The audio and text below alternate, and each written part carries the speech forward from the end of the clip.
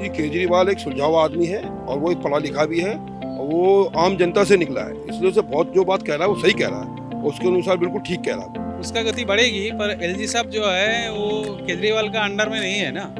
अब इस वजह से क्या होता है, एलजी साहब जो है सेंट्रल गवर्नमेंट का एक तरह से पैनल पे है। हाल ही में दिल्ली के आला कमान ने सरकारी अफसरों पर फरमान जारी करते हुए एक नियम ये पारित किया है कि अगर वो दिल्ली के या दिल्ली से रिलेटेड कोई भी नियम पारित करते हैं तो उसका संज्ञान उससे संबंधित मंत्री को दे और उनसे आज्ञा मिलने पर उसको जारी करें। तो क्या इससे दिल्ली में तेजी आएगी, उनके कामों में तेजी आएगी और इससे जनता को क्या फ़ायदा पहुंचेगा, आइए देखते हैं। तो उसकी सूचना पहले उससे संबंधित मंत्री को दे।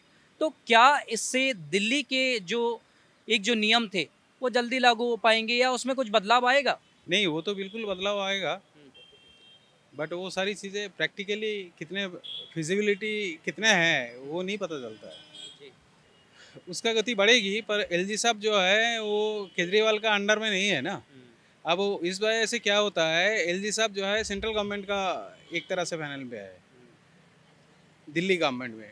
तो जिस वजह से थोड़ा सा वो दोनों का बीच में गैप रहता है, ये है मेन चीज़ें। नहीं, एलजी साहब को चुनौती देने वाली बात नहीं है। बात ये है जे ये दोनों का कोऑर्डिनेशन अगर ठीक रहे तो कल की डेट में बेटर वर्क होगा।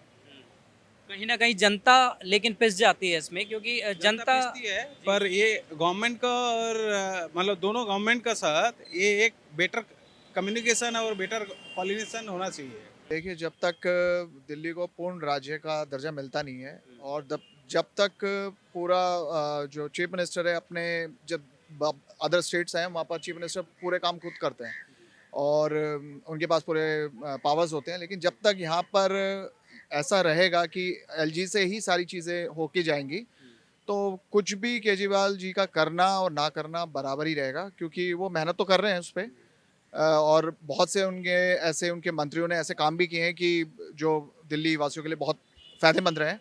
लेकिन जब तक एलजी, आपको पता है एलजी जो है वो इनकी तो तरफ से नहीं हो, केंद्र सरकार की तरफ से है। अब मोदी जी अपने हैंड पे अपना अच्छा काम कर रहे हैं और केजरीवाल जो है वो भी अपना ही अच्छा काम कर रहे हैं, लेकिन जब तक एलजी और इनके बीच में टकराव रहेगा तो मुझे नहीं लगता कि ये कोई भी काम जो केजरीवाल जी करना चाहेंगे वो पूरा हो पाएगा। चांसेस नहीं है। देखिए, जनता का तो पूरा नुकसान होता ही है इसमें। अब चाहे अब पीछे एमसीडी का मामला था, वो आप सबको पता ही होगा कि बीजेपी के अंडर है, बीजेपी के अंडर है और उनको सैलरी नहीं मिलती तो रोड पे आ जाते थे किराए नहीं। अब वो केजरीवाल जी के पास है।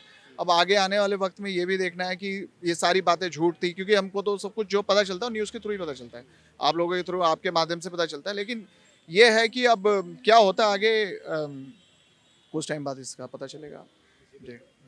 ये केजरीवाल एक सुलझाऊ आदमी है और वो एक पढ़ा लिखा भी है और वो आम जनता से निकला है, इसलिए उसे बहुत जो बात कह रहा है वो सही कह रहा है और उसके अनुसार बिल्कुल ठीक कह रहा है। वो कोई नहीं पूरा रखता था, आप न्यूज़ में देख लो, हर कोई भी फाइल जाती थी एलजी के पास, एलजी घुमा के छुपा देता था और ढूंढता रहा एलजी, मतलब ढूंढता रहा केजरीवाल। उसको परेशान करने की आदत पड़ी हुई है, क्योंकि पीछे से बीजेपी कहती है एलजी को इसको सही एक नंबर में काम करके देना ही नहीं, इसको इतना परेशान कर दो ये इस्तीफा दे के भाग जाए।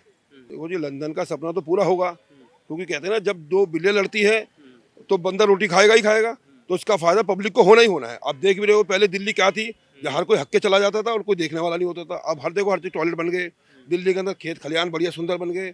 G20 की आड़ में पूरा दिल्ली डेवलप हो रहा है, इस टाइम पूरा इंडिया के आगे नंबर 1 पे दिल्ली दिख रहा है, तो फायदा होना ही होना है दिल्ली को। देखिए, अगर मैं बात करूं आपके इस सवाल के जवाब की, तो इसमें एक बात तो पूर्णतः यह स्पष्ट हो जाती है कि ये पहले भी देश ने देखा है कि सदन कोई भी हो, चाहे विधायक की बात करें हम, विधानसभाएं हों या लोकसभा हों, लेकिन इसके बाद जो एक दूसरी बड़ी बात है, श्रीमान, अब की बार तो हद ही हो गई है, हद ही हो गई है। आम जनमानस ने जिसने चुन के भेजा है पार्षद अपना, भाई उसने तो माननीय पार्षद चुना ना।